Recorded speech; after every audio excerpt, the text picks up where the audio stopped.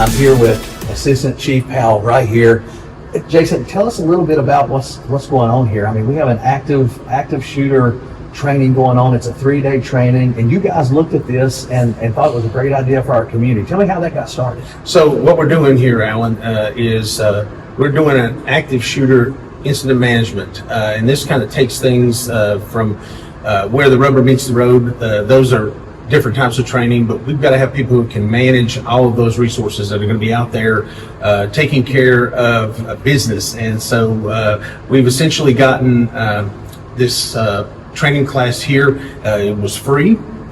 This is offered up through some grant funding, and the way it came about is we had traveled out to Texas back in 2023, Johnson City Fire Department, Johnson City Police Department, in an attempt to gather some intelligence about where we needed to go next with our active assailant programs and kind of working together and building that integration.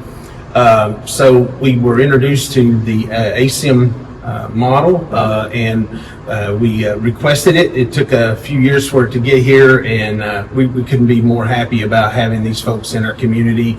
And it's really been a great opportunity for us to reach out and meet with and work with some of the agencies that we don't typically get to interface with, like the Bristol, Virginia Fire Department, Police Department, and their communications folks. So it's been wonderful. What you're doing here is you're showing how to train if a crisis was come about. How do you train in that when you said the rubber meets the road?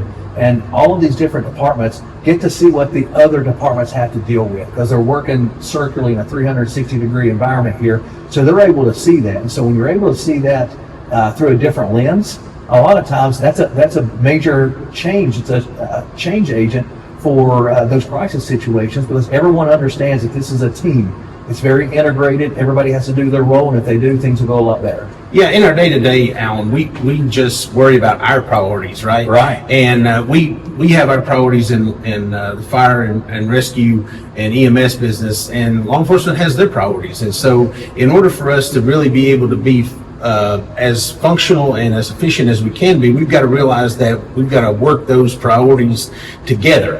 And they're still likely a priority, but we may have to do something else before it would be safe or appropriate to do the next action. And it helps to see what that timeline looks like and understand that integral part of cooperation. And obviously, if you can't communicate, you can't cooperate. And we work on that communication piece just not only in the exercises, but I think in the break time, when we get to realize that we're more similar than we are different, regardless of whether we wear red stripes or blue stripes. We're more similar than we are different. Oh, that's a great point. We're more similar than we are different. You know, we have such good sponsors that are up here at the top that help provide the funding for programs like this in our region, to your point, where it's free. So we're able to not impact the budgets in our communities and get maximum training from organizations like C3 Pathways and MCER, all of those people. And they've all worked so well together to help bring this thing to fruition. And so we've got a lot of great people, a lot of community support, a lot of agency support. It takes a lot of people. Was there about 50 people here or so? Yeah, there's about 50 people. And I honestly, we just need to be thankful for these funding sources, because, without TEEX and FEMA, the alert program out of Texas State, we just are grateful that those folks have invested their money into a program like this, because when we look at the resources that we have here, the technology that we've been able to leverage, this is just not something that could be done at the local level. The cost associated with the logistics would really just be more than we could probably put together here regionally. But with them coming in, they give us that catalyst to bring that regionalism to life through their training, and that money is well spent. And hopefully we see these types of programs continue into the future, because locally, these departments and these communities, we need this federal support and companies like C3 to bring that to us and give us this opportunity without having to go through the experience and fail the first time. That's right. No, I think that's great. You've done a great job. Thank you to Johnson City fire department for taking the lead on this, putting it together. And we're just glad we could help. Look forward to working with you in the future. Well, we're grateful for you, Alan, and certainly Tactical has been wonderful. Your whole staff has just been great to work with.